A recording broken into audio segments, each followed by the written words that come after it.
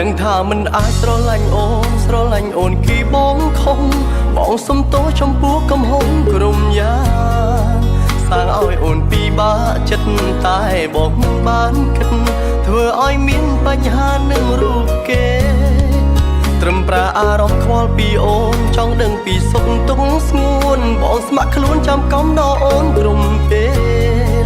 ដឹងអូនជាសង្សារគេគ្មានចិនកណ្ដន់ដាមទេសងខំថាមានមេយល់ពីចិត្តបងបើអាចធ្វើជាមនុស្សដែលបារម្ភពីអូនក៏បងអង់ចិត្តឲ្យតែបានត្រឹមនៅចិនទុំបងមិនសិនថ្នាក់ថ្នមរូបស្រីមិនទីអ្វីលើងពីនេះមិនសុំសិនស្រឡាញ់ថ្លៃប៉ុន្តែក្នុងក្តីស្រមអីអូនគឺជាសង្សារបងដឹងអូនមិនស្អប់មិនខឹងប៉ុននឹងក្រុមគ្រាន់ហើយសម្រាប់បងយល់ច្បាស់ពីគោលបំណងខ្លាចចិនសង្សារអូ